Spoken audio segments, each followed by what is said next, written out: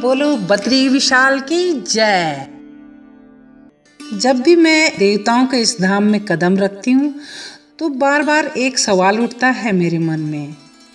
इस स्थान को पवित्र बनाए रखने के लिए, यहाँ से दैवीय संपदा के संप्रेषण के लिए, पवित्रता को बनाए रखने के लिए, धरती व मानव जाति को जीवन का संदेश देने के लिए ईश्वर को भी अपार संघर्ष करना पड़ा, क्योंकि आसुरी शक्तियाँ इन्हीं देवताओं से वर प्राप्त करके फिर देवताओं के ऊपर ही प्रहार करने लगती हैं।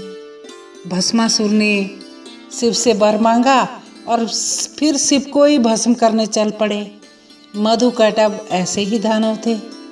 जोशीमठ के नरसिंह मंदिर, जहाँ पर कि मैं इस समय खड़ी हूँ, तिमुंडिया नाम के राक्षस ने इस पूरे इलाके को भय से आकुल कर दिया था और पूरे परिवार से लोगों को खाता था।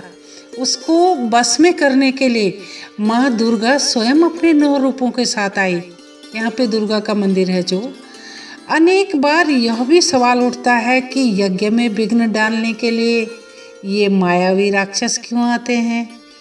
इस प्रकृति को जाने बिना मनुष्य स्वयं सृष्टा विनाशक बन जाता है। उसे यह नहीं पता इस धरा पर वह एक तिनका मात्र है।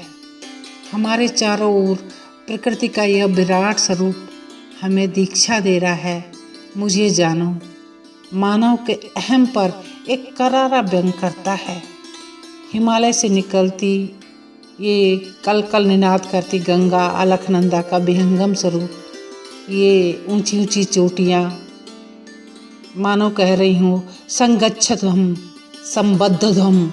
हे देशवासियों, तुम मिलकर चलो, क्योंकि एकता में ही बल है। भारत भिन्न भिन्न धर्म, संस्कृति, भाषा, बोली, वेशभूषा का देश। जैसे ये अनगिनत जलधाराएं, जब हम एक दूसरे के गले मिलकर आगे बढ़ते हैं तो एक ताकत बनते हैं, वैसे ही ये जलधाराएं बनती हैं एक विशाल शक्तिपुंज गंगा। छोटी नदी का बड़ी नदी में मिलकर आगे बढ़ना, जैसे कोई असमर्थ को समर्थ अपने साथ आगे बढ़ा रहा हो। प्रकृति ने अपने विराट स्वरूप को दिखाकर एकता, प्रेम, दृढ़ता, प्रगति और शांति का पाठ पढ़ाया। जहाँ प्रेम है वहाँ त्याग है, जहाँ त्याग है वहाँ आस्था, और जहाँ आस्था है वहाँ श्रद्धा। जब श्रद्धा उत्पन्न होती है तो हाथ पूजा अर्चना के लिए स्वयं जुड़ जाते हैं। जब जब दानव ने देवताओं पर प्रहार किया तो सभी देवता एकत्रित होकर राक्षसी माया से बचने का मार्ग निकालने के लिए एक साथ इकट्ठा हुए। क्या आपने सुना कभी कोई दानव एकत्रित हुआ? नहीं, क्योंकि दैवीय प्रवृत्ति के लोग हमेशा इस धरती को बचाने के बारे में सोचते हैं, इसलिए वह युक्ति से समाधान की बात करते हैं। यही बात आज हमारे प्रधानमंत्री मोदी जी भी कह रहे हैं। सभी को मार्ग निकालना होगा मिलकर, हिंसा से हल नहीं निकलता, मरेंगे तो मासूम ही। इसलिए सभी दैवीय संपदा में विश्वास रखने वाले लोगों को एकजुट होकर इन राक्षसी माया जाल से निकलने का मार्ग खोजना होगा।